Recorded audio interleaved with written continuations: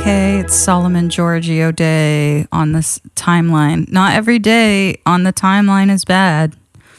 Think of all the days on the timeline that are good. You guys, I'm jet lagged as hell. Please stay tuned for this talk with Solomon Georgio. You guys don't know how excited I was to have Solomon on. Solomon is someone that I looked up to, like, when I first started comedy, and they were such a big deal in Seattle, and it's just been such a great, kind, hilarious, thoughtful comic for such a long time. And by the way, someone, this is just like a anecdote. I like danced with Solomon at a wedding one time, and Solomon's just like so tall and pretty that I just felt like I was like in a Disney fairy tale, and I was like, oh, I've never like danced with someone this pretty and tall. It was just very like, I've never gotten this princess moment for myself, where, no offense to anyone I've ever danced with, but Solomon is, don't compare yourself to Solomon, but it was just so funny. Solomon is not heterosexual, not interested, but that it wasn't about that. It was just like stunning, you know, as someone who grew up watching Disney princess movies, it just felt like knight in shining armor. I don't even know who was the princess and who was the knight in shining armor, but it just felt very special and magical, is how I feel every time I see Solomon. If you ever get a chance to see Solomon Georgio perform in your town, or at least follow social media, is really funny and poignant on social media. Yes, okay, I'm jet lagged, not to brag, but I just got back from Japan with my partner. I'm pretty hopeful that pretty soon I'll stop talking about it so that people will like me again. But as of right now, I'm pretty obsessed with it. It was just such a nice trip. And I know on the last episode I said, oh, I'm so excited to get away from this country. And I gotta say, I do recommend it. Get a little breather if you can. It was like just a different vibe. I haven't gotten to travel like a ton in my life. I went to Paris and Rome, and both of those places are like amazing, beautiful cities. I fucking love Paris. And they do so much right that we don't do. I feel like there's so much more like walkability and beauty, you know, than LA, and like a lot of really good food. But Tokyo, dude, this city is next level. It's like perfected. And I'm not romanticizing Japan. I like know it has its problems. But do you know how, and I'm sure if you have loved ones or if you've been to Japan, you've heard people just talk about this, but it is so nice to just go to a clean, nice bathroom. Everywhere has fancy toilets with nice bidets that it's like your butthole's getting a car wash, and everywhere is clean. And honestly, like, it's so safe and clean. Japan felt like a place that was like, if every complaint that I've ever had about a lot of different things, and I have complaints, by the ways, right now, and as I age, I feel like I'm like growing into being like just someone who just says shit. Like, I was at the Grove and there was nobody around but a security guard. I was with my friend and I was like, someone needs to trim these roses. And you know what? I like that for me. I'm glad I'm becoming that person, because, you know, you're Rick Caruso, you know, you own the Grove, you want to become mayor, trim your fucking rose bushes. Like, you have the audacity to plant roses. That's a high maintenance plant in a high traffic area. Keep them nice. Fuck, dude. But anyway, Japan was like, if everything I had complained about came true and became a country. Like, it just was so put together. I was so impressed with how the culture is so respectful and everything was so clean and safe feeling. Again, I do know it has problems, but, you know, one of the bathrooms a couple of them had like wipes in them that said, use this to wipe down the toilet. And I was like, thank you. You know, hello. Like, this is one thing about me. Anytime I'm in a public bathroom and if there's a brush sitting out, I'll clean the bowl, especially if there's a streak already on the bowl. I might have not done it, but it's like, we can't just be living out here with poop streaks. There's no need for that. Just brush it off. And I felt like Japan had that sensibility of like, wipe down your shit, you know? And there was also a lot of trains. It was great. It was, if you wanted your suitcases shipped from one hotel to another, you're changing hotels, they'll move your suitcases for you. They moved our suitcases to a hotel 2 hours away. We showed up, they were there. It's just a country that has a lot of things that work. And there's healthcare, there's more, you know, I know that they just elected a more conservative president and all that, but overall I just felt like so good being there. I also am on the spectrum, as some of you guys know. I'm accepting that. But when I was in Japan, I was like, am I? You know? Or are you guys just getting your shit everywhere? And I'm having to deal with chewing gum in my ear. I didn't experience anything that annoyed me like this in Japan. And it just felt like pretty peaceful. And like, you know, the second I get off the plane and we're driving back to LA, to our house in LA, there's trash everywhere. I'm seeing this guy. We saw a guy get assaulted at a bus stop. And it's just like, and we honked our horn and we were like, hey, leave him alone, you know. This guy was just slapping this old man. And then he looked at us with crazy eyes. And I was like, oh yeah, people have freaking guns here. That's awesome. So America, a lot of work to do. Sorry to be negative to you guys. You know, and I'm someone I've realized that I like have really invalidate a lot of people's feelings about, you know, trash and safety. I'm like, yeah, that's just living in a city. And it's like, wow, it really doesn't have to be. And granted, it does rain all the time in Tokyo. So kind of like Seattle, it's like you kind of got that advantage if it sort of cleans itself a little bit. But no one throws trash on the ground, you know? It's like, in everything we do, we should all be thinking about each other because we're all the same. We're all connected. That's interesting. This idea of sameness. When we value our difference so much. And I do value, you know, being able to be different. And I did feel like when I was in Tokyo, I was like, oh, I can't just have a meltdown right here because I'll be the only person having a meltdown. Everyone else is acting nice and normal. So I guess I see the appeal of just jumping in front of the train. So I don't know. I'm back. I've got shows in San Francisco, although by the time this episode's out, maybe it'll be out before my show at the Punchline November 4th. So if you, I just need this. I know the Punchline is a little expensive, but it's a beautiful club. And I have so little. So few people let me headline, and I've really been working on my shit.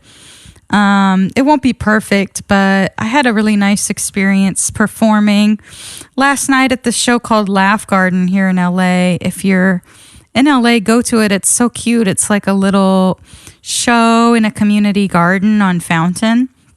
And it was just so lovely. Like, I was like, oh, I feel like I haven't been doing like alt shows like this. I'm like, yeah, let's have a return of alt comedy.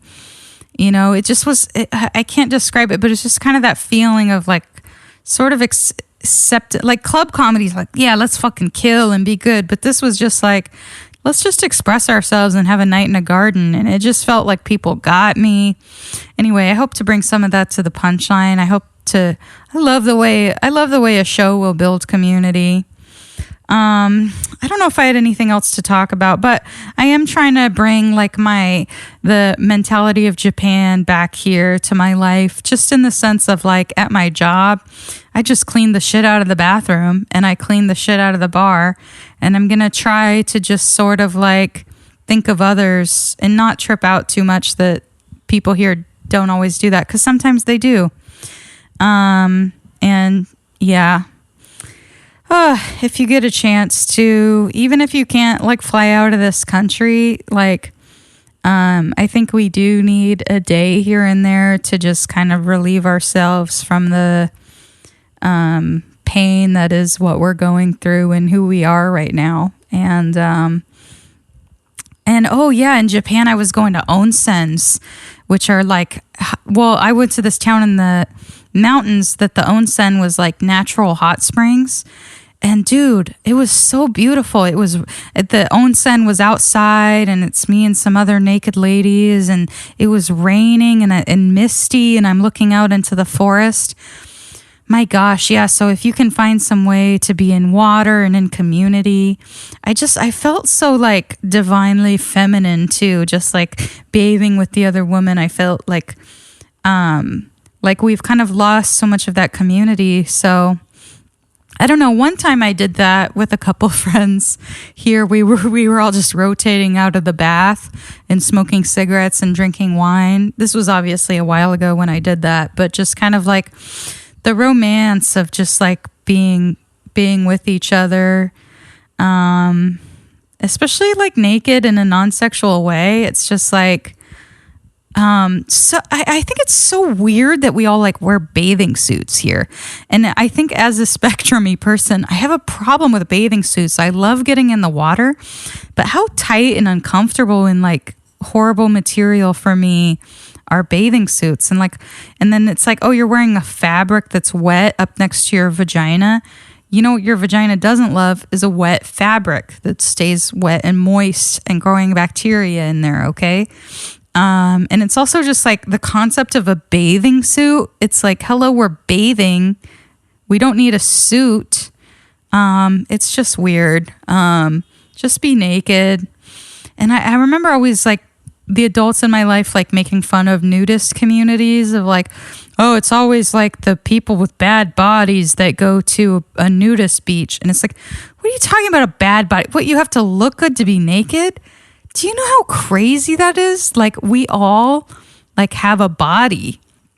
And if you do go to like a Korean spa, like the ones in LA where everyone's all naked together, it's like bodies are so much more different and cool and beautiful than capitalism and the media is ever going to acknowledge for 1 second. And even in a sexual context, if you only want to fuck people with super smooth skin and like super skinny, I hope that you're a teenager, because you're talking about either a teenager or someone who strives to. We live in a creepy society. But that's just me. I have a lot of flaws in my aging and what my my dermatologist calls barnacles. I have these things on my skin. They're like little white kind of little clumps, like little. They're like moles, but they're hard and they're white. They're not warts. They don't look like warts. But anyway, my dermatologist was like, we call those barnacles. So anyway, I guess I'm not saying like, if you don't want to fuck me in my barnacles, you're a pedophile. I guess I'm not saying that. The barnacles are weird. But if you're into them, then congrats on getting the beauty of my sea witchery that I'm presenting. With my strange white skin. But also all types of people have all sorts of different things going on with their skin and their bodies and their fat levels and different nipples and different hair. And I just think it's weird to give a shit who's got what on their bodies. Like, we're all gonna die. We're all gonna shit ourselves and die. And that's what capitalism doesn't want you to know. See, being jet lagged isn't all bad. It's taking me a long time to get back on the timetable, the timeline. The time change has been hard for me, but I did watch Conclave on the plane and I thought it was so good. I loved Conclave. I'm a Catholic now. No, it was just it kind of like, it gave some perspective on like faith and politics. I thought it was great. Watch Conclave. I don't want to go into it. I don't want to spoil it. I don't want to try to quote it, but it was just kind of minimalist in that it wasn't like people were talking the whole time, but when they did talk, it was so poignant. Great economy of words, great messaging. I'm not so much into like popes and all that kind of stuff. And there's been so much pope shit out there, so it's easy to miss. But it's definitely the best one out of all the popes. The new pope, the old pope, the young pope. There were so many Pope things going on, but Conclave is a really good movie. Although you say that about every movie you see on a plane for some reason. I also watched one. What was it called? I forget what it was called, but it was with that girl who was in 50 Shades of Grey. You know that girl? And Pedro Pascal was in it. And it was all about being a matchmaker. And then he had that surgery to be taller. And I thought that was a really good movie too. And I will recommend it to you when I remember what it's called, when I get a normal amount of sleep. So yeah, I hope you enjoy this episode with Solomon Georgio. I hope that you either are planning on going to my show on the 4th if this comes out before then, or you've already been to my show on the 4th. And if you didn't go and you live in the Bay, just pray that it went well, because otherwise you have a lot on your shoulders for not showing up and disappointing the gods of comedy. Okay, love you guys. Enjoy this episode of Some Timeline. Oh yeah, I shaved my whole head once. Yeah. How do I sound? You do the consistent like. You sound like you shaved your head. Yeah, I did the full thing. It was like the same time Britney Spears did. Oh, you know what? Why not? Yeah, exactly. And when the counterculture meets the subculture, the actual culture is. for sure. And it happened organically at the same time. Yeah, both had a breakdown in the middle of the street. I did have a breakdown. I really understand that impulse to shave your head when you have a breakdown. I guess I consistently have breakdowns, so I have to do it every 3 weeks. It's just like when you have long hair that you've been having for so long, and then shit happens, you're like, I can't. I feel like everyone else cares about your hair the longer it is. Yeah, everyone gets invested. Yeah, they ask you about the care, what you do with it. I'm like, no one asks. Like, every conversation about my hair lasts no more than a sentence. Yeah, no, there was this girl at my library job that was, I think she was a hairstylist, and she was like, you put products in your hair, don't you? And I was like, I actually don't. I should, but I just condition it. And this was like a while ago, so my hair was probably a lot curlier, but she was just like really like convinced that I was like doing something that I was lying about, and she was like really invested. That's just the way I can't do that, and the way people can do that. I'm like, wow. That's hair. It's just fine. Yeah. People want to know. I don't know. Anyway, sound good? I guess we're like officially recording this podcast today, and Solomon Georgio is here. Hi. I'm so excited you're here. I haven't seen you in so long. It's been a minute. This is nice and comfy. I love the color of this couch. Yeah, get as comfy. Yeah, the color's the best thing about this couch. Yeah.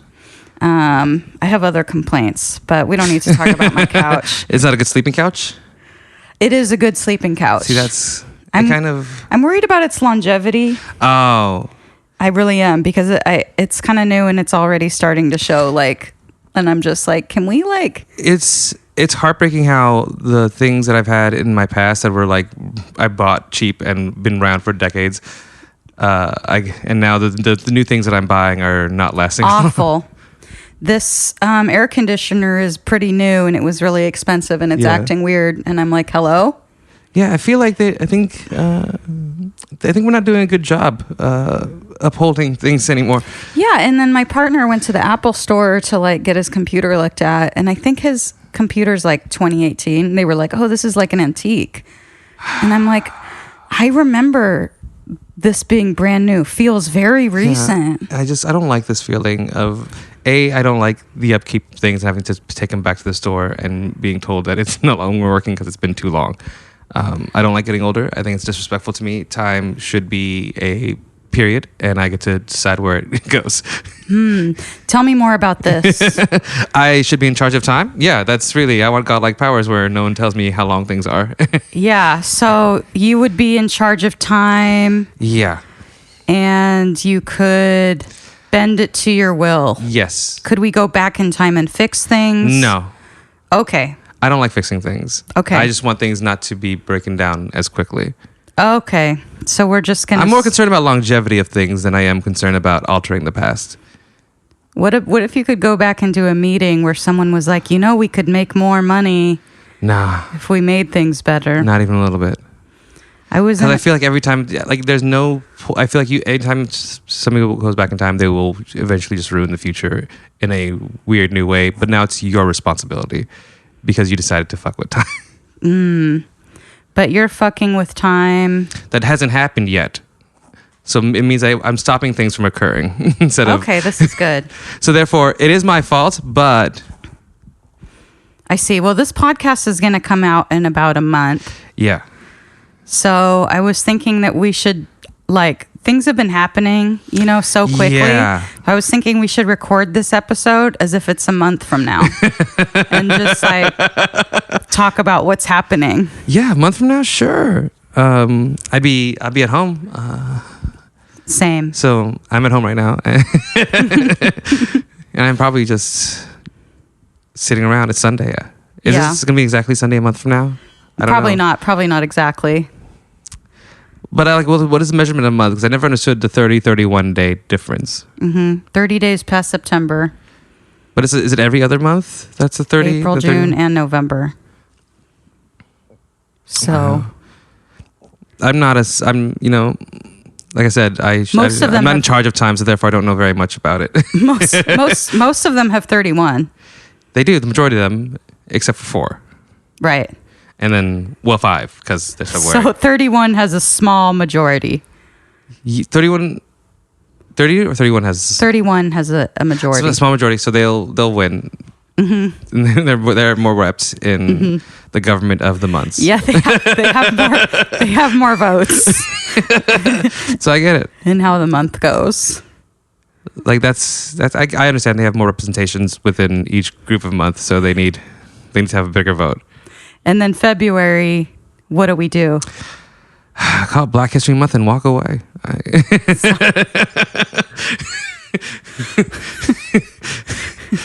A little chaotic. Truly, the runt of the pack. It was like, let it live. I guess we'll keep it. We'll feed it, but we're not gonna give it full month honor. February's like, kill me. Like, no, feed it. We'll keep it. No, you have an extra day this month. No. Why? Can't you put me to sleep until next year? Like, no. I don't want to be here. Oh, surely. Oh, it's just like a very tiny month. Go for February. I wish it the best. So, since it's a month from now, let's talk about things that happened about a month from ago. Okay, yeah. Wow, you can remember things from a month ago? Well, today I can because it's a month from now. Yeah. So people listening to this will be like, "Well, I forgot this happened." Oh, so yeah. That's the beauty of this. I can talk about the present day, which is a month from now. So I can talk about the month ago as if it's the present. Very good, yes. Because there are some things to talk about. Every time we put out an episode, because we backlog it or whatever, it's like it no longer makes sense anymore. Yeah. Oh, things shifting too fast. Like you said, you're not in charge of time, so it's too fast. It's too much, and also so slow at the same time. It's like LA driving.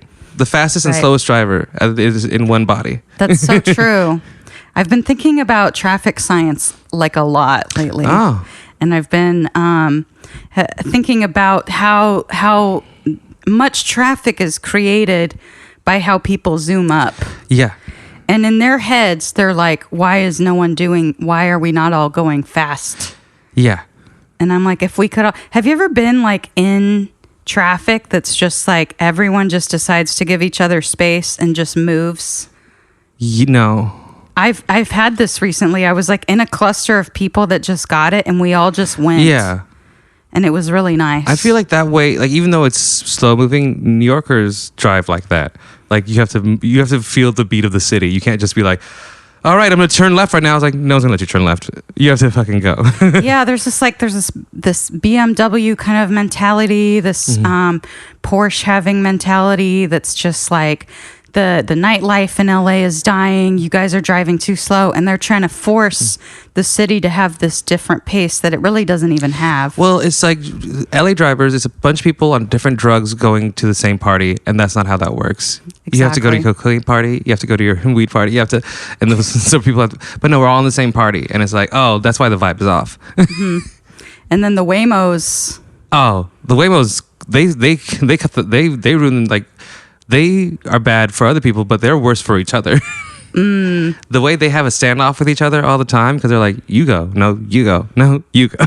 Yeah, the computers don't like each other. Well, the thing is that real-time reaction, the conscious reaction that we do, is not something that can be replicated because they don't have a conscious. So they can only do things based off of like the data they're given. They're not an actual intelligence. That's why I hate the term artificial intelligence, because there's no such thing. We don't know how our own works. So therefore, how can we replicate it? I saw someone write something on Threads today that I was like, I feel like they had ChatGPT write this. Yeah. Because it just doesn't feel like a person would say this. It was like, I went to a Korean restaurant and asked the waitress, can I have 32 ounces of kimchi? And she was like, I don't know about that, but I can give you a quart of kimchi. And then I was like, learn your numbers or something. And I was like, you said that? You said, can I have 32 ounces? Like, you didn't say that. You didn't. No. Nobody, I don't care how spectrum, whatever, nobody's ever said that. Look, if somebody walks up to me and says 32 ounces, I'm like, we're going to have to figure this out together collectively. Like, because I don't know what that means. But I also, that's why they get so caught up on themselves, because they're trying to, when you try to give something the capacity of human intelligence information, and it's going to be like, it's not just like, it's like, yeah, you can give it a bunch of like data and it'll like do what it needs to that. But if you give it actual like, hey, this is what I want you to do with that data, you'll eventually drive it insane, because it's not supposed to do that. It's not supposed to be the creative output. It's supposed to be like, give me the information and I'll put it together in a logical way that I've been programmed to do. Right. But we're like, hey, here's a feeling with this. And it's like, and then the way they all just generally go like and become like every version of them becomes worse and worse and worse. It's like, that's not what they're meant to do. You're not meant to be able to. Don't give free thought to a thing that doesn't want it. Don't give it like. You can't generally give, like, a computer will only do what it's told to do, but once you tell it to go outside of that, it's eventually going to fucking erode. And kind of egotistical of us to think that computers would want to be like us and have consciousness. They don't, but they're nothing. They are an extension of us. So like all you're doing is extending your consciousness into a thing that doesn't have it. So therefore, when it doesn't act that way, you should be like, you shouldn't be upset, because that's not what it's supposed to be meant to do. I'm getting like a very. I'm like hearing you, and then I'm like looking over at my air conditioning robot, and I feel like it's like, oh no, but that's the thing is but that's what we do. We extend our consciousness onto an inanimate object, I do that, and I've always done this very intensely, like, you know, especially like with all my toys and all of my stuff around me. I'm like, oh, I'm sorry. Like, are you feeling? But it's that thing's like it's this extension of yourself. It doesn't mean that it's not a real feeling, because it affects you, so therefore it affects your reality, and therefore that thing becomes more real based on that. But at the end of the day, I don't know. I think in a day when you see if robots can't fold shirts, what are we doing? Like what are we trying to make this poor thing learn? Yeah, I don't know.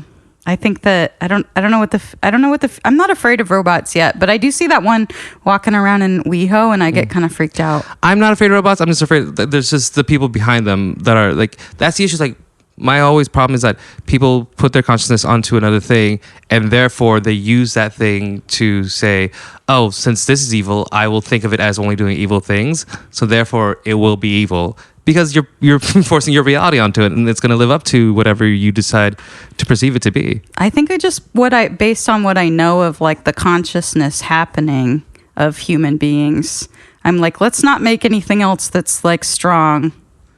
Or Well, that's the thing. Is like, but in a day, like when we're like afraid of AI, when we're afraid of all this stuff, it's because we're just afraid of what we can do when one of us decides to go full villain. So we're just all afraid of people, but we just make it afraid of robots when it is just people that we're afraid of and what they can do with robots.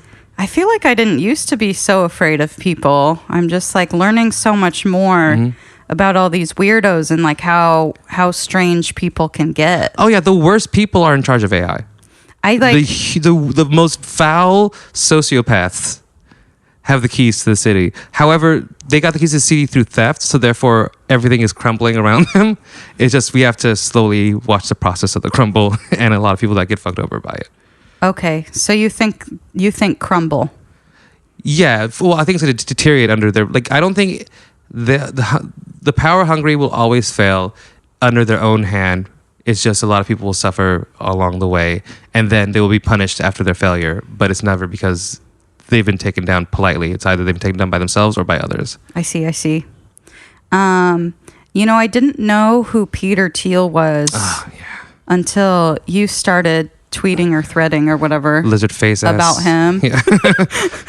he's a piece of shit going way back.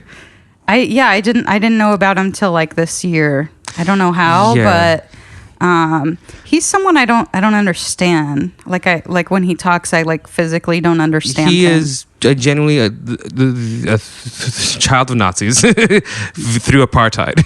I see. So he's a pedigreed villain, and he's been that way since Gawker outed him, and he used Hulk Hogan to take them down. He used Hulk Hogan to take down Gawker? Yeah.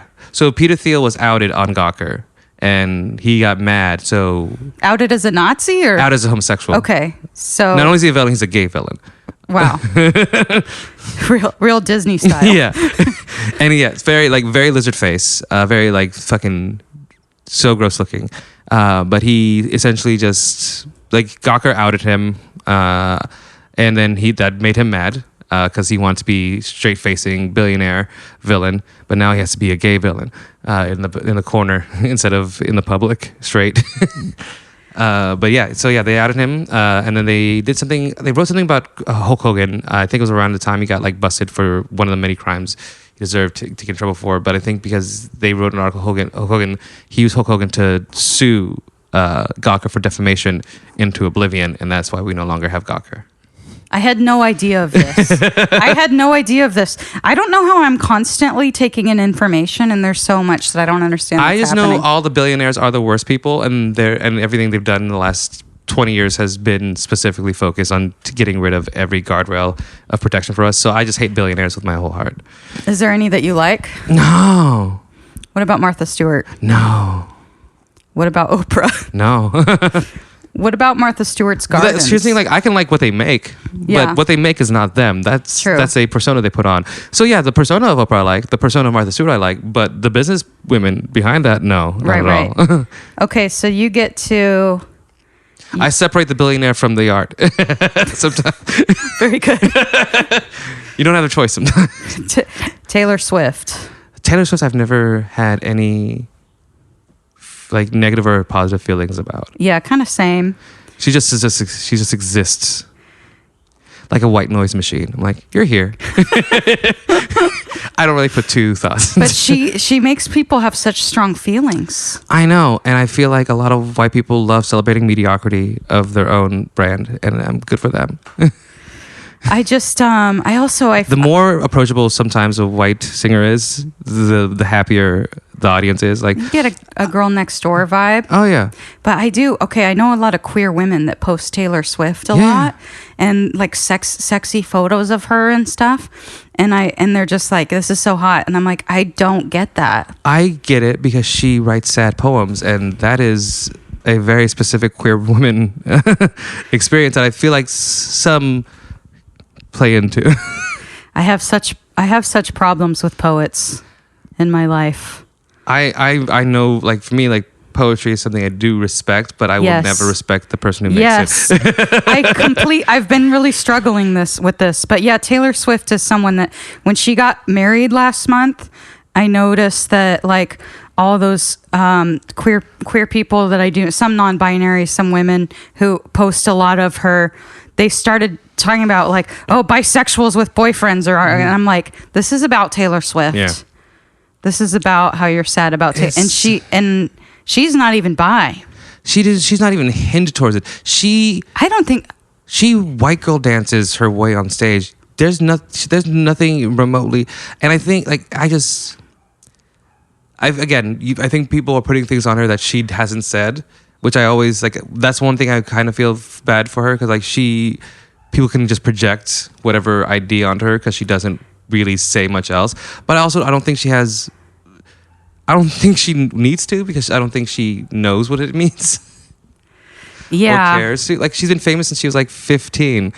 Like, the emotional bandwidth is short. Yeah, I agree. But yeah, that is a danger of being kind of a blank, is then people can project. And that's essentially what she is. She's very, like, for me, she's there. There's nothing else. It's like nothing negative or. I don't understand how people think she's queer. I don't even read her as straight. Friendship bracelets. They all like, like there's queer elements of her like that I understand. She's very like sad poet girl from. I feel like everyone is like this, like holds on to the idea of the sad girl who writes poetry in the 7th grade. Right. And that girl is like, she belongs to the world. And it's like, well, that's a 30-plus-year-old woman who is now married to a football player. So what are we talking about? there is something about, like, you know, I talked about working in the library earlier, and like the kinds of things that people will talk about, like some of my coworkers, and like just like people that have government jobs or people that have whatever jobs that are they're really boring. And I don't want to be mean, because I love that it's almost like loops back around to not boring. Like, I come in every day and there's a conversation about Starbucks and or the weather. And also, like, they were always saying, like, oh, you remind us of Jessie from New Girl. No. And I'm like, I feel like you're just like, oh, she's quirky. She's weird. Yeah.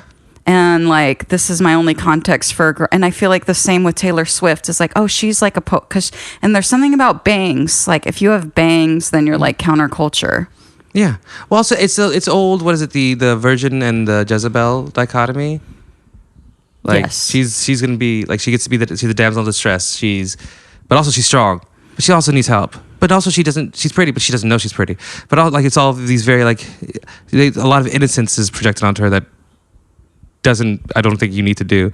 That's why they love compare, like it's always also race comes into it. That's why they always compare her and Beyonce, is like, because Beyonce's Jezebel, she's the Virgin, and that's why she's better. And you're like, okay, what are we doing here? Yeah, even my mom said, well, I don't really like Taylor Swift, but I like that she's conservative, unlike Beyonce, or that she doesn't give girls the wrong idea of how to be. And I'm like, I don't think that there's anything wrong to be with, like, dressing away, or like, yeah, like I mean, don't do it at 12, because, like, again, I feel like everything about Taylor Swift is trapped in her high school experience, and that's all she'll ever be able to do, because that's the only time she's had real world experience, and the rest of it's been this fantasy famous world. So I don't really think she knows her reality is her reality. I have nothing to say about it. I hope Taylor Swift doesn't listen to this podcast. I hope she does. Fucking find me. If you're a Swiftie, I'm bigger than you. I'm so strong. Go ahead. No, Taylor Swift's pretty big. Well, people are always afraid of fandoms, and I'm like, I don't think they'll ever care about me. Well, it's so interesting how people are getting whipped up into this frenzy, and I think part of it has to do with production value. And, like, one of my friends was like, I don't understand how people could see the Charlie Kirk funeral and not know that it was like kind of evil or creepy or something. And I'm like, it's because production value, like people getting whipped up into the excitement of the fireworks and the music and the celebrity. Yeah, there shouldn't be fireworks at a funeral in general. I don't think people should shoot up sparks as I walk out to speak at a eulogy. But, you know, to be fair, it is. I never went to the funeral of a white nationalist, so I guess that's what they all do. I'm assuming it's like, go big or go home, have a fucking tailgate party at the worst person's funeral. But yeah, it's insane, and I think one thing that people do is they get caught up in the insanity of things. It's like, can you believe this happened? I'm like, let's just go ahead and just skip that part and go to that. This is happening, and we need to call it out and be consistent with it. I'm not one for the oh my god. Yeah, you do seem like really grounded in like, okay, here's this, like, and you're just dealing with it. But I'm just like, I need to go hide for a bit. For me, the crazy thing is what he did with his life. What he did with his, like, how people reacted to his death, like a bunch of white nationalists taking advantage of a white nationalist being murdered. Yeah, I'm not fully surprised that they did that. You weren't surprised by the fireworks a little bit? No. That blew my mind. This is Donald Trump. This is JD Vance. I'm surprised there wasn't a monster truck rally in the middle of it. I thought, you know what? This is a subpar show. Like, you had, like, not a single big name band. It's just... Like, I saw over Christmas time some evangelical church had some like drummer boys that were like flying over the crowd. And I was like, that's pretty cool. I also, to be fair, I did go to evangelical church when I was a kid, and I was like, I know pageantry, I know production. That's what they all are about. It's about the theatrics of something. The bigger the theatrics to a sad event, the better they think they are at mourning, which is like, no, mourning is calm, quiet, collected, but that's not for them. They also don't mourn the dead. Right. Well, because mourning the dead would mean that you're saying they're not going to heaven. Yeah. So you can't really. Oh yeah. They're like, he's in heaven. I'm like, for sure, no. Not at all. Not even a little bit. He doesn't even like there's like videos of him like in heaven being shown dead kids and being sent to hell. I'm like, he wouldn't even get a step. Like he will never like And the thing is, like, especially the way people are getting like shamed, and like, but the thing is, like, that's the whole point of it all, like, is to get you caught up in into this one thing. And I personally is like, my goal is to focus on the villains are still being villains after this person is gone. We got rid of one villain, but there's so much more. Something I was thinking about this week is like, I'm like, I do like feel like an insane amount of shame and guilt, but it'll be like for things that they do. Like when I hear that this happened, I just will like sometimes spend days just being like, I just need to like lay down. And then like, I'm like, it occurred to me this week. Like, wait, I'm not doing that. Like, but it almost feels like people need to overcompensate by feeling bad for people who feel nothing or something. Yeah. Well, yeah, I guess. I don't know. I had a very traumatic life with lots of near-death experiences, so therefore I'm just always very, well, it happened. The worst possible thing. And that's the thing, is like I expect the worst, so therefore I don't ever get disappointed. So for me, it's like I'm just that's the calmest you'll find me at, is in the center of chaos, where I'm like, all right, we have to figure things out. Well, you're the perfect person for this time. Oh, no, I'm not. There's so many better people with more meaningful things to say. Usually I'm like, it'll be fine. And everyone's like, no, it's not. We gotta organize, be on the ground. Those are the people that I highly recommend listening to. Me, I'm just a bitch in a corner. Yeah, but we need you to be there grounding the corner. You call this a fire?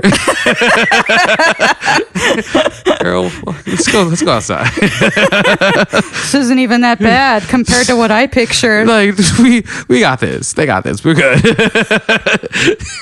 I don't know. I think it's good that you're like in some kind of at least acceptance, because I do have this like this incongruence with what's happening and how I'm processing it. Yeah, I'm in a perpetual state of acceptance. I'm just like, I don't get it. I'm like, I don't get it. I'm in a like that's the thing, like I very much like, this is happening.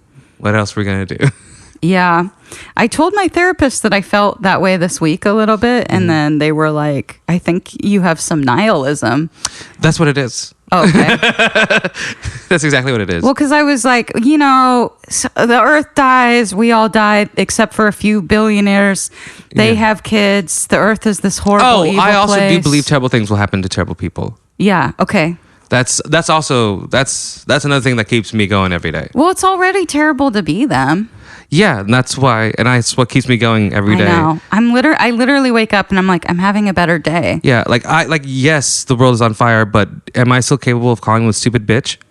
That makes me feel a little bit better. For now. Well, that's the thing, like, as long as I get to call them mean things on the internet, every once in a while, then I feel like I'm doing better than most situations where people are literally in prison for speaking out. You're the first person I'm going to check in on when something comes out that they're going after people calling them stupid bitches. Okay. Oh, I'll be the first to go. You won't be able to get a hold of me. I'll find The last thing, there's no way I'm not going to leave this world without saying something mean. I'll find you. Your last words. Even if it's to myself. Like, oh, you're going to die now, you stupid bitch.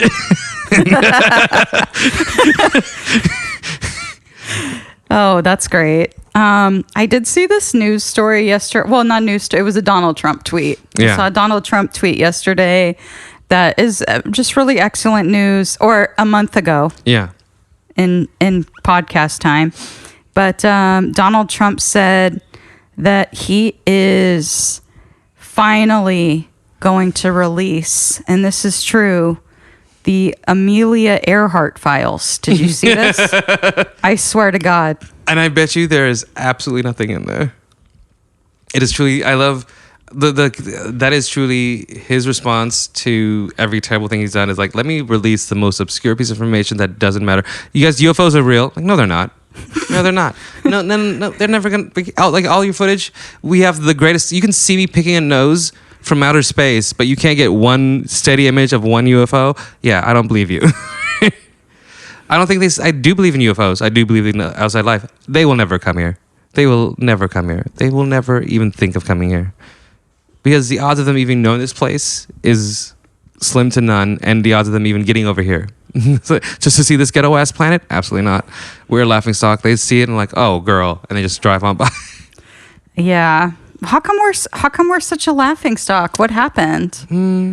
We're probably a baby in comparison to any of the ones that can travel. Mm-hmm. Or we're too stupid based on the ones that can travel. And also, I think the way traveling through the world might work is that even if they did exist, they're traveling at a speed that we won't be able to fucking see them. Because they'd have to travel at the speed of fucking light. I don't see a light turn on. Yeah, true. I've never really thought about aliens very much because I'm like, I don't know. Oh, I believe, but Yeah. I don't believe they'll ever be here anytime soon for any reason. Because it's for what point? We have not enough resources for them to need. I think I saw a ghost at one point, but I'm not sure if it's true. Yeah, I feel like I've seen ghosts, but Because the brain can just like decide that it saw something, I guess. So, but I used to live in this old church in Bellingham, which is where I know Seth from, Bellingham, Washington. It was like this 1907 church or something. And I was like watching TV by myself, and I saw this like old man with a long beard like standing there while I was watching TV. And I was just like, there he is. oh, you saw something. It might be real, might not be real. Or I didn't. We don't know. But yeah, look, my belief in ghosts is based on the situation you put me in. If I'm alone in the middle of the night in a dark room, yeah. My belief in ghosts will increase a lot. So but me, middle of the day right now with other people, like, yeah, there's no ghosts. I'm not going to see one now because... Yes, and my belief in a god or a creator or some kind of higher power does also change based on the situation I'm in. Yeah. I would say. There's sometimes where I'm like, hey, hello? Can something be up there? Because I don't... Because if you made this, boo. You should have tried harder. Hello, no offense. Like, hey, God, I have a Yelp review for you. 1 star.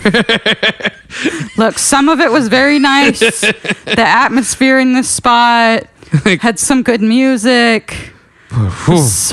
Servers were weird.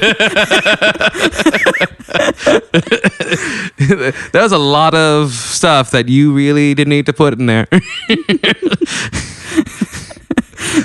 I found some of this pretty unnecessary. Like this whole suffering part. You didn't. You could have chosen a life without that. Like, wow, crazy.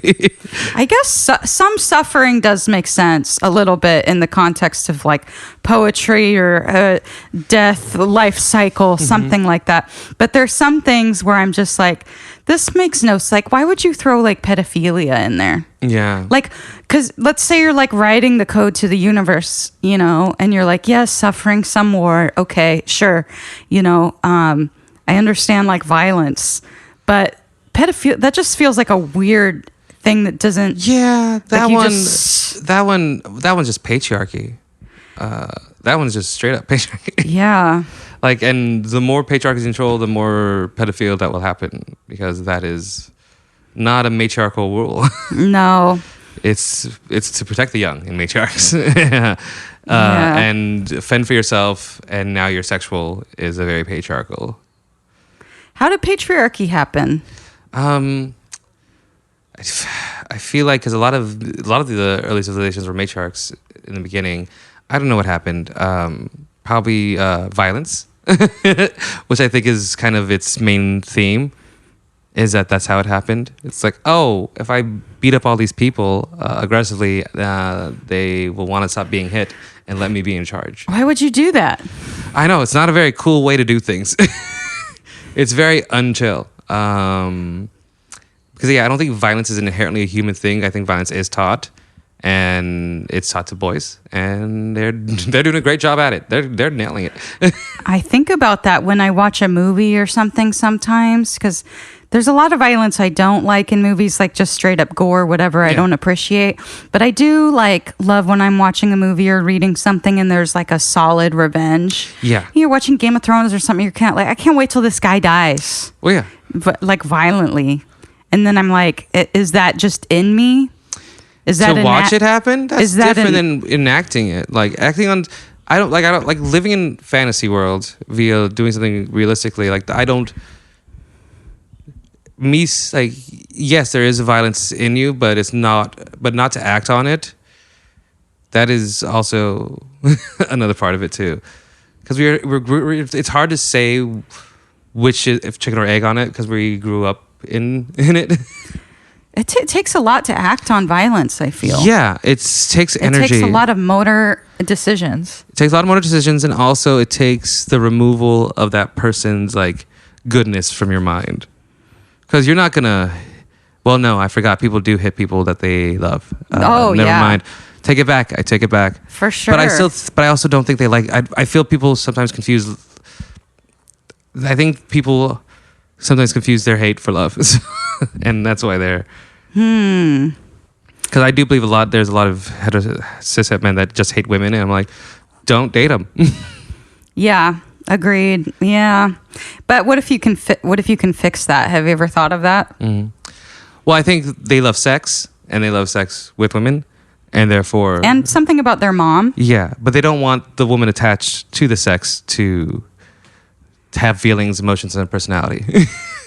Unless they want mom. And free agency. Oh, they want to all fuck their mom so badly. I know. I don't even there's like, it's in gay culture, it's like a whole like daddy thing, and I'm like, I do not participate in any realm of like parental terms. It's just not my cup of tea. Yeah. I don't know about all that Freud stuff. There's got to be something to it. Well, yeah. Well, it was him. He was diagnosing himself. Yeah. The whole, like, he's like everything that he talked about. The one good thing about Freud is that he was an uptight, fucking narcissistic asshole piece of shit, but he definitely diagnosed himself correctly that way. So everything he was diagnosing was like, that's you. So he's like, he was the worst person, but he was the worst person that could describe all the worst things about himself. What do we do with all these guys? How do we do this? Push them. Push them is one of my. I like shove them into a locker. Like that's. I don't have any good. Like I know there's like smart, well thought out approaches, but I think just a good old shove into a locker and walk away. Yeah, well, maybe actually, like you know how in Breakfast Club they all come together. Mm-hmm. We just Breakfast Club them. Saturday morning. That's. But no, they get worse together. They got to be separate. If you put them in a room together, we're gonna have 9 million podcast episodes all in one day. Whatever they need to heal. But I also think if you put them all in one room, they just fuck each other. Maybe they need that. I think they do. It's like, y'all just fuck. Yeah, I agree. And not your mom. Fuck each other. Make out. Like, I feel like it'd make you all just loosen up. Male loneliness epidemic. Solved. Fuck each other. Why do they think it will be so bad? Well, they're like, well, it's just, the whole issue with it, the loneliness aspect is they're not living the life they expected to live based on what they were told by their stupid by the stupid patriarchal system, which is like, wife, kids, home. I'm like, first of all, you're starting off with a wife. You can't afford a house. You can't get a job. But their main focus is on like, but I can't have a woman, and therefore she is the problem. Of like, once I get her, then everything else will be solved. You still have no job. You still have no house. These are things that. So fundamentally, you are mad at a system that's taken advantage of you, but you've decided to blame the person who is incapable of rectifying it or change it, and it's a woman that is refusing to be with you, even though she doesn't know that you want her because you're probably too much of a chicken shit to talk to her. Yeah. Well, so now the world sucks, and I'm mad at everybody. Well, there is this movement, the 4-H movement, Yeah. where a lot of women are saying, "I'm just not going to date men." Well, yeah. And my mom has kind of done this. And every kind of older woman I know that's had some kind of divorce, at some point, they're just like, done. And I really see that. I feel like that's also the natural state of the world. I think it's just now there's a name to it, but I don't think that was a thing that was not happening already. Yeah. I feel like, women now are very much like, well, since you're not getting away with raping us and we have enough agency, we're gonna not fuck with you. Okay, I was thinking about bisexuality in women as like a evolutionary thing. Mm-hmm. It makes so much sense to me because it's like you could have a kid and then you could like go be happy. Well, yeah. Well, it's also like it's a genuine hormone shift too. Like that's why a lot of people when they transition, their orientation can change too, because like, oh, a little more estrogen opens up your options, and you're like, yeah. And alters your attraction. It's also the same with testosterone. A little more testosterone. Like there have been people who were lesbians before, and then in transition, were like, well, now I'm looking at men. but I feel like I think bisexuality is I think the general norm, but we hard fuse towards one way based on just how we're born, but also like sometimes social conditioning can play into it. But I think bisexuality is not the craziest thing for our bodies to do. Absolutely not. I never really understand people that are like even, so straight men are obviously like terrified of either blowing a guy or having sex with a guy or all these different things. It's because they're bisexuals. Somebody made a very good point on TikTok. It's like, the way people say that it's a choice, it's because it was a choice for you to choose to be heterosexual because you had a desire to have sex with men. That's so true. That is so true. And it's like, it wasn't a choice for me because I'm homosexual. I didn't even so ponder it a little bit. Like I have maybe a hint of bisexuality in me, but it's not. I'm so one way of the scale that. Whoa, that is so funny to me because they're like it can be a choice. It has to be. Yeah, and it's a choice you made. I chose this. You chose not to have sex with men, and you want to, and it's fine, but you want to be a piece of shit about it. One thing that I think was a bummer for women when homosexuality among men got more accepted is then those women didn't get to be married to gay men anymore. Oh, yeah. Because I do think about that. Did you watch The Gilded Age? There's still lavender marriages happening. That's true. But like if you watch The Gilded Age or any of these Victorian things, your best option would be to end up with a gay man that's like, we can see other people. Of course. Like Diane von Fossenberg and her husband that was gay. That was like the most recent one. They've been together for years. Fucking fully homosexual the whole time. And she was just like, I'm Diane von Fossenberg. I made the wrap dress. My gay husband. We're just having a good time. And it's still like, I feel like it's still going to happen. And God, even Fran Drescher husband was gay. That she created the nanny with. Oh, really? Yeah. Oh, I didn't know she wrote that. the show The Nanny with a man. She didn't even think for a second. You you're very in tune to. I know. I know. Well, I think that like in Clueless, she has that. Oh, remember yeah. that? Mm-hmm. She has that crush on the guy. She's like, finally someone who can dress, who can dance. I think we can come back around to lavender marriage as being a real thing. I think so. Like I think like it won't be for survival. It'll be just for fun. I think that's what's a better combo? Yeah, you get the rights, you get the health insurance sharing. Like it's a mutually beneficial thing to do. I agree. I think every woman deserves a gay man. Come on. Yeah, but sometimes they don't. Like I've seen some women get torn down emotionally by being friends with a gay man. I feel for them because like I feel like especially women who are friends with gay men right before they came out, and that's like you get to see like that's when the gay man will hurt you the most. Is when he has to like I gotta go become this wild homosexual first. I never experienced that. Oh, I always yeah. hung around the out ones. I was never the one to do it, but I've seen so many girls left behind at the bar, just hoping that their friend will come back. And I'm like, I'm sorry, dear, he's not. He's go home. You shouldn't be crying out here by yourself. What's a girl to do? It's a friendship breakup, and it's hard. It's hard. I feel bad for them. The sun is creeping up on you. Yeah, let it be. I like the sun. It's been pretty sad and cold. It has been. I like it. I'm one of the fall girls. Look, I respect fall for what it does, but I can do without humidity that we've been having. The humidity is crazy. I have like the way I will just it's 80 degrees and I sweat through a shirt and I'm like, and that was very rare for here. Like 80 degrees was just easy here. I know. But my vagina at work, dude. Oh my God. Swamp zone. It's really bad. There's no fucking... What do girls in Florida do? Oh, they're just fucking drenched. How do they keep their... Also, I feel like underwear material for women is never an absorbent material. I do cotton. Do you understand that the underwear technology for men is very, very sweat absorbing? Why is that? Because we are men and we have materials that are different. Do you know what I just found out? Mm-hmm. That the chainsaw was invented for like... Oh, for C-sections. I just found that out. Yeah, yeah.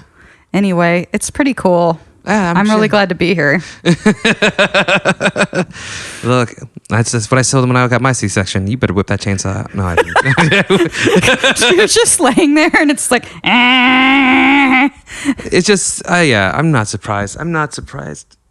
And I can only assume it was not as... I would want to say that wasn't as intense, but I bet you it was. It's just as intense or even louder. I have no idea. But it was the same kind of mechanics, I guess. And then then they figured out different technology for C-section called a knife. That already existed. Yeah. And they were like, let's just use this for logs and trees instead of women pelvises. Yeah. It's like, we'll stick to the tree. Yeah. It was also, I think I saw the same thing with like endometriosis. The endometriosis, the condition, the only time it's been studied is how much it would affect the men or partners of women or people with endometriosis. Wild. Instead of this pregnancy, how did that make you feel? Instead of to the guy or partner. I left work a couple weeks ago and I thought I got fired after this, but I guess it was just a mistake that I got taken off the schedule. But I left work because I was having period cramps that were just like so insane. And I was like trying to work through it. And I was like, you guys, I don't know what's happening today, but it's not happening. And when I told one of my managers about it, he was like, take a Midol. And I'm like, a Midol? Yeah. I don't know one person that's seriously ever taken a Midol. Yeah, I don't even fully know what Midol is. It's great for headaches, but I know it's not. I know it's not going to help me. I can tell you that the only time I've ever been offered a Midol is for a headache, because they're not that great for anything else. What is it? Is it an anti-inflammatory? I feel like it's a pain reliever for for period cramps or some just in general like cramps in general. I think it's just a pain reliever, but it's like you're not a doctor, sir. Don't just tell anybody to take whatever medicine and they'll be okay. Well, Midol is like, they think of that as like the period medicine, because I feel like it is essentially what it was like. It was essentially like mild towards women, and I think that was its initial purpose. But I don't think it's anyone's like go-to anymore. I mean, I remember Midol commercials in the 90s. Yeah.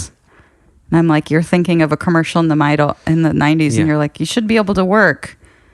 Because I think its focus is like cramps and bloating. Right. But ibuprofen's the best. Yeah, ibuprofen is.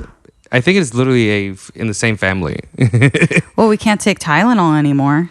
Oh God, they're gonna get sued so much money. They just made like Tylenol billions of dollars. That's all they did. Yeah. Because I don't, that argument, I'm like, it's just bad science. It just sucks that we allowed the dumbest people to think they're smart. Yeah, truly a sad turn of events. It's like, you should be called, like, that's why I'll always be a fan of the old-fashioned form of bullying by experts. I think it's necessary. It's like, yeah, scientists should be mean. Doctors should be mean. Because if you're going to push back against somebody who's like, I did all this work, and you're going to be like, well, I read this random thing on the internet. I'm like, bitch, go home. You don't deserve I really like what you said, bullying by experts. Yes.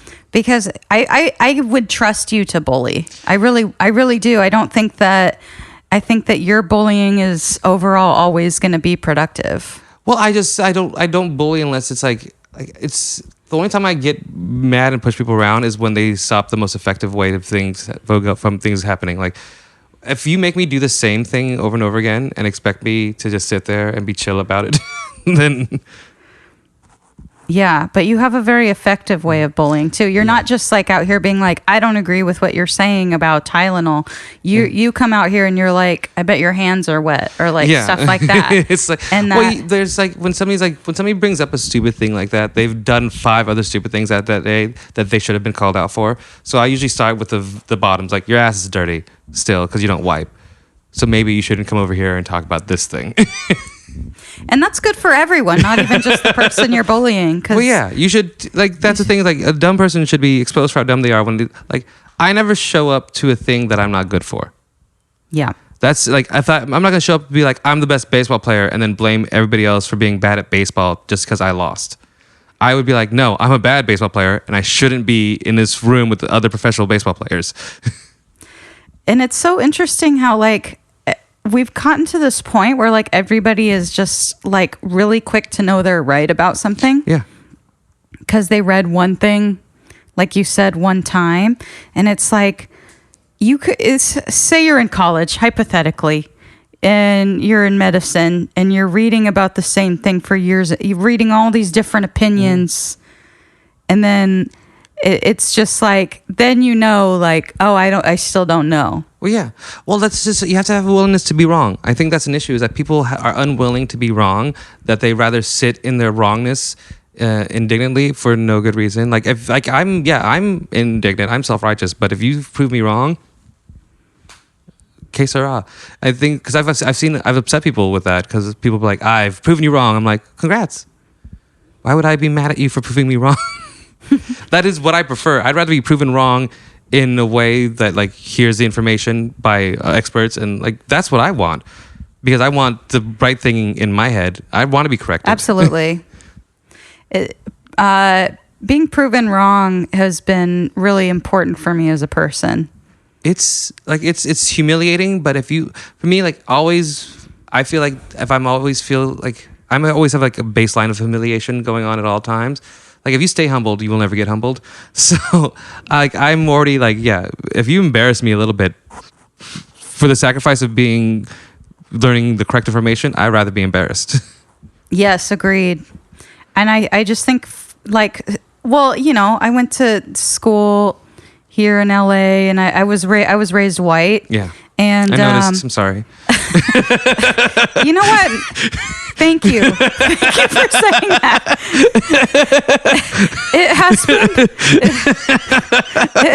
has been really a downside to being a person. It's really. It seems like a lot of work. You do kind of have to be proven wrong. Like a lot of self-evaluation every day. For the rest of your life. Because everything that you're taught is so not true. Yes. And it's easy to disprove. Yes. And then you have to be like, okay, wow. Damn, wrong again. And that's, we're taught like, it's so wild to me to think about like myself, like doing the Pledge of Allegiance and like America's this great country and all this stuff and like being taught to be a patriot or whatever. Like, and I feel like I like as a young kid was like, I really wanted to attach to like labels and brands and stuff. Well, yeah. Like I really like, I would get really attached to like, we go to this grocery store. This is our brand of whatever. I like to get this Flintstones vitamins. Like everything is so like, I'm like, this is good. And you're taught loyalty to corporation. Yeah. At a very young age. Yeah, I remember loyalty, because the whole concept of America is presented as a corporation too. I remember there was this commercial. I was very entranced by commercials as a kid. There was this commercial of a Alpha Beta truck, which was the grocery store we always went to. It was called Alpha Beta, and it got bought out by Ralph's. And there was this commercial of an Alpha Beta truck going down the hill. Mm-hmm. With its logo, and then it went out of sight, and then when it went up the hill, it was Ralph's, and I started sobbing. I was like, what happened to the Alpha Beta truck? It's gone. And that sums up like kind of my reckoning as a white person. I think it's like, that Alpha Beta truck isn't there anymore. Yeah, brand loyalty is a very specific thing. Like I've learned a lot of that I had to get rid of again, and because I've like this is like what the 10th phase of my life where boycotts have become popular again, where I'm like, I did have a problem. It honestly, it's kind of it's a benefit for me to boycott because I'm like, why was I going to Target once a week? What the fuck was I getting there? I was too. I don't know. There was nothing I needed from that place that I still have to this day that I'm like, look at all this stuff from Target that I love and is treasured and works so good. Same with Amazon. I'm like, on average, 50% of the stuff I bought on Amazon was bad, was generally not good. And I just had a bad experience with it and I just threw it out. And I'm like, when did I become this consumer? Yeah, you kind of don't need to buy anything almost. No, it's like, also, like the way I can hold on to things, and like the way I can buy things that are well built for more money and not as often. Well, this brings us back to the couch. What we started talking about in the very beginning. Yeah, is how you just buy things once, but they're not being made to last. So they're trying to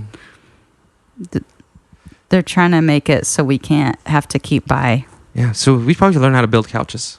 I know we do. Actually, we do. It's also not that hard. Really? That's a heartbreaking thing about like making like you just build the bones of the couch and then you stuff it, and it's really wow. We should learn. Yeah, carpentry and craftsmanship they're dying arts. We should probably get into them. I'm not gonna. But I every time I like try to put up a shelf or something, sobbing. Oh, I get I get frustrated trying to do things. The idea of having to smooth out wood on a regular basis is deeply upsetting to me. I just like being in a workroom where it smells a little bit bad and like old dust. I'm like, I can't do this. Yeah, I don't like the idea of drilling into something and then that's not where it goes. Oh, and I've done it so much as a and then they're like, that's just drywall. Yeah. And then you rip the wall, and then it feels like you're being ripped apart. And I've used those the stud finders. Yeah. And I've never figured out if I'm supposed to find it and use that area or not use that area. I think you're supposed to use that area. Oh, okay. Yeah. Well, guess I have to rehang all the frames in my house. I got a project after this. I know. So I was crying to my therapist about how I don't make any money. Huge theme in my life. Yeah. As I'm a non-money maker. That's kind of my thing. That's been my thing for a long time. Yeah, I've been there. And they were like, oh, here's like some, like, you can do apprenticeships. Like, Like you can become an apprentice electrician. You can become an apprentice. Oh, yeah. Like all these different things, and then sent me all these programs. And I was like, I don't think I could do any of these. I don't think I be an electrician. I get so frustrated, like the littlest thing. It is not complex, but it is too complex for me to want to learn. It's like I feel like that's the main element of a trade is having the patience to do that trade. Patience. It's like that is a thing that you gotta have. That's why it's like a generational thing. Sometimes, like I come from generations of electricians. I'm like, yeah, because you're born with that patience somewhere, or you were taught it. Because I would never. Electrician is genetic. Mm-hmm. You genetically have to be an electrician. Like, I don't like you show up for your apprenticeship. Like, wait, you're the first in your generation. Oh, this is gonna be tough. I know. Maybe I need to do it 23andMe and figure out what shop you should be. My shop. What's my shop? Aren't they being sued right now? Well, that's the fucked up thing, though. Is like going into my genetics is like you're supposed to be like a slave owner. Oh yeah, a slaver.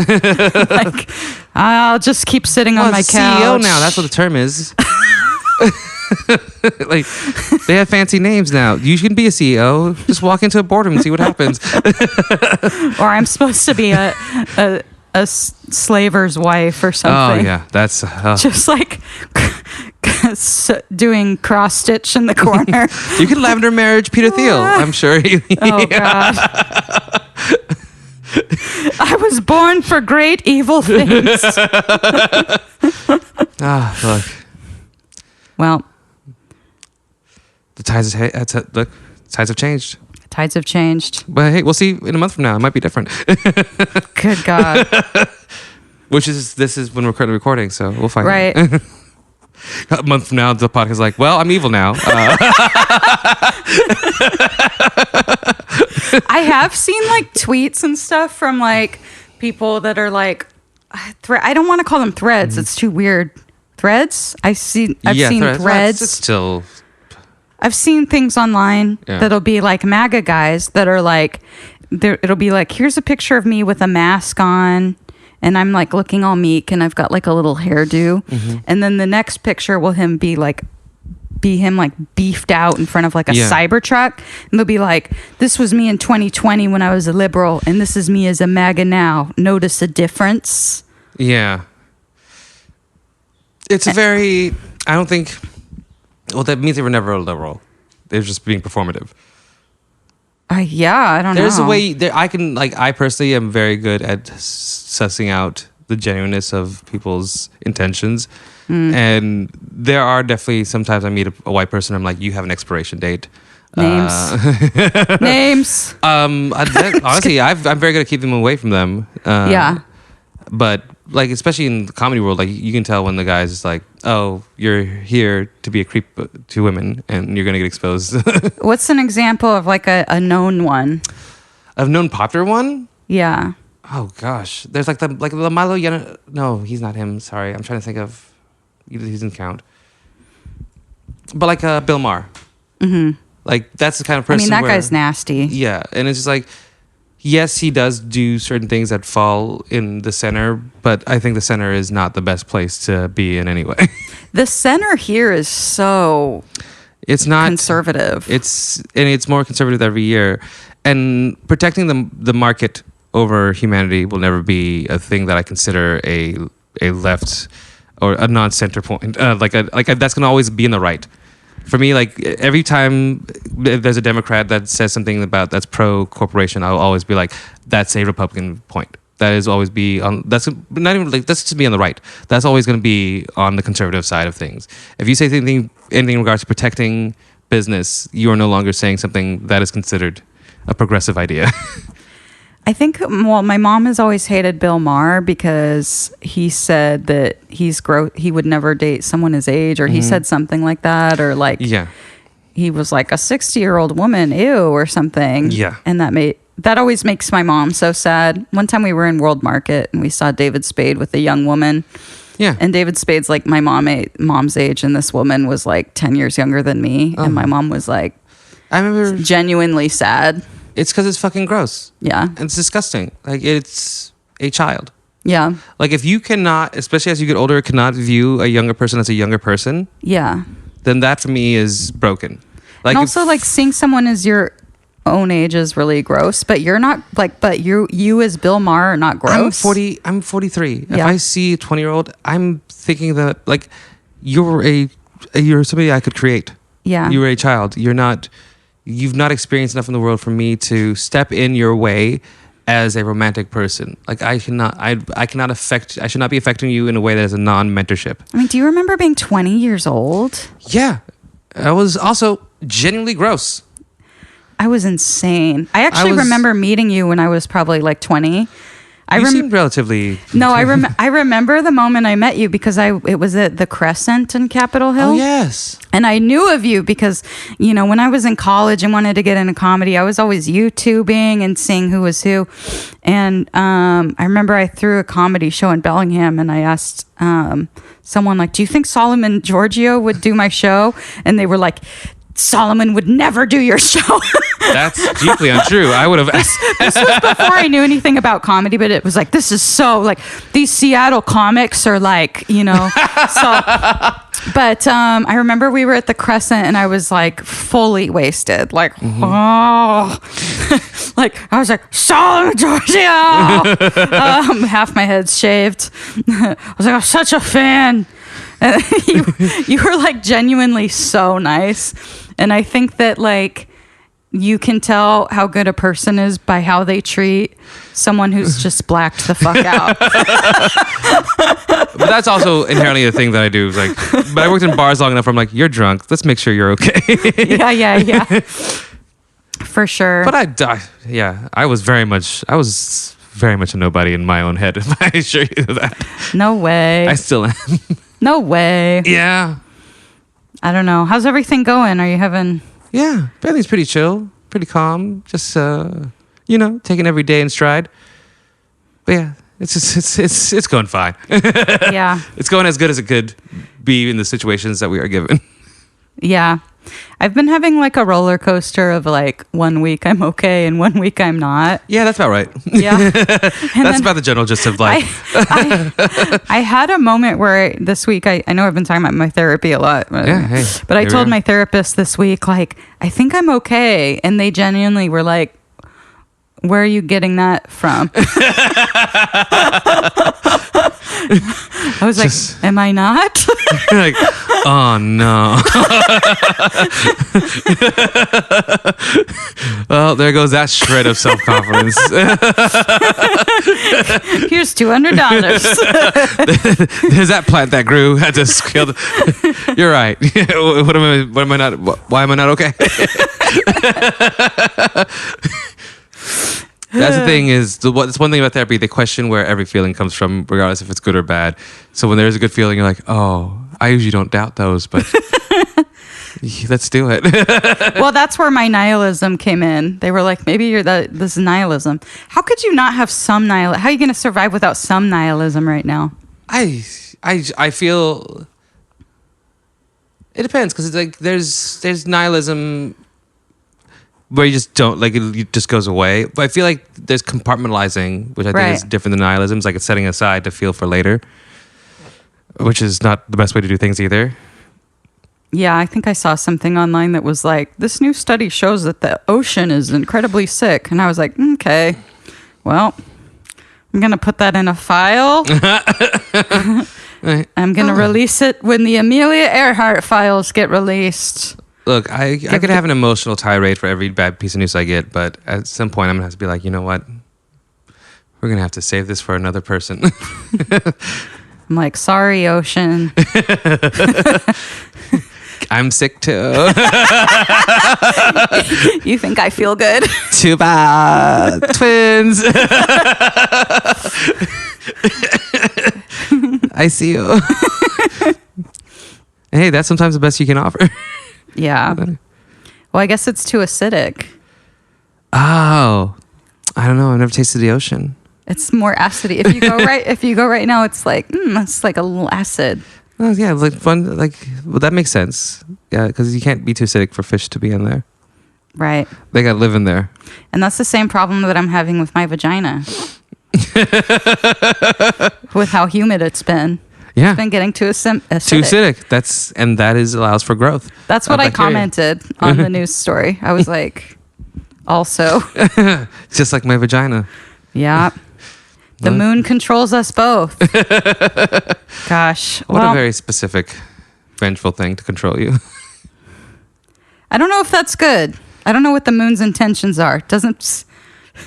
I also like. We should get rid of it. Does it affect periods?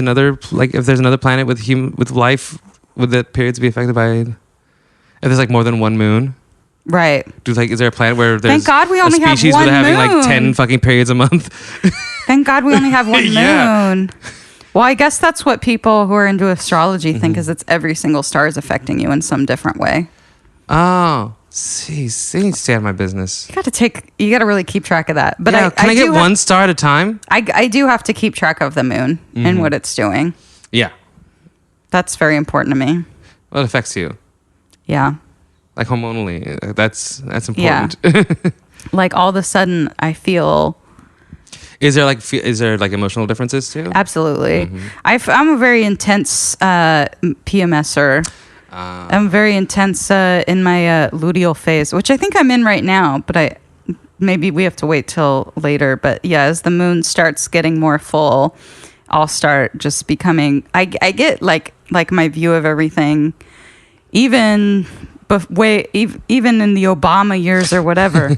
Like my view of everything would just get so incredibly dystopic. Like I look out the window. And it's just like a Tim Burton movie or something, which is not good. I think the moon is affecting us all that way. I think so too. Yeah. I think so too. But I have a really physical. It's like a very physical manifestation of the situation. Oh, that's very unclear and vague. I like that. Well, just that when there's a full moon, I think start there's a room on the other side. There's just holes punched in the wall. Yeah, I don't know how non-menstruators like. No, they must have the same cycle. I'm assuming so. I'm because werewolves are normally men. No. According to the documents that I've seen, like like Twilight and okay, yeah, I have no idea. I also feel like what a terrible supernatural power. Werewolf? Yeah, once a month, you become this bloodthirsty beast. Because it's only the full moon, right? Yeah. I think it's cool because you get to be an animal. You get to run around in the hills. Yeah, but once a month on the set time. That's okay. Well, what's your superhero power? None. No, I don't want that responsibility. Yeah, fair. I want to be able to leave without being noticed. That'd be my... Invisibility. No. I don't want to like go invisible and have to walk. I just want to leave. So some kind of memory power. Sure, whatever that means. I just want to be able to leave and no one notices. Is that hard? I just feel like there's this really like, but anytime something gets weird and it's like I don't want to be there anymore. I just want to be able to get up, walk out, and nobody notices and nobody like bothers or like even tests me afterwards. Like, where'd you go? What's wrong? Why'd you leave the family dinner? Like, I just want to be able to get up and leave and not have anyone have a second thought about it. Well, like work. I'm like, I don't want to be here anymore. Yeah. That's what I did. That's what I did with my period. But then I freaked out about it. I was like, I'm so embarrassed. Yeah. See, I want to be chill mentally afterwards too. I want to help you with this. I want to walk out of stressful situations, and because I don't feel that guilty because I'm taking myself out of a bad situation, but I just also don't want to be bothered afterwards. Yeah. I want to be a complete wash.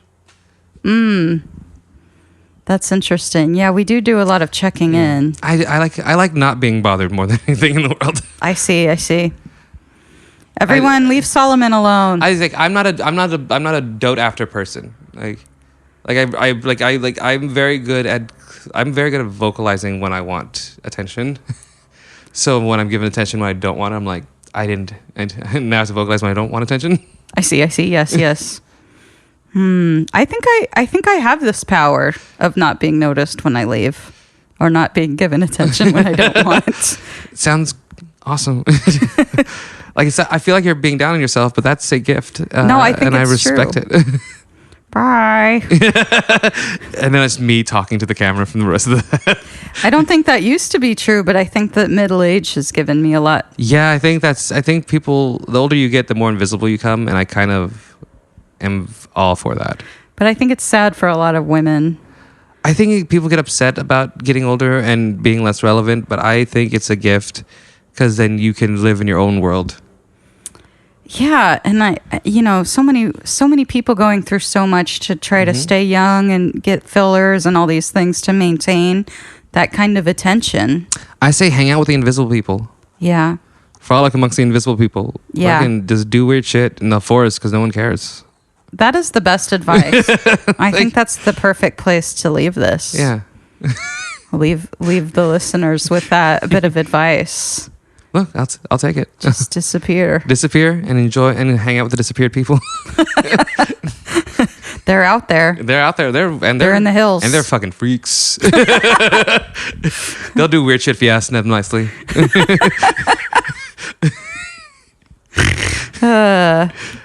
Well, thank you so much, Solomon, for doing some timeline and coming over. It's so good to see you. Do you have anything that you want to plug or say? Yeah, I'll be.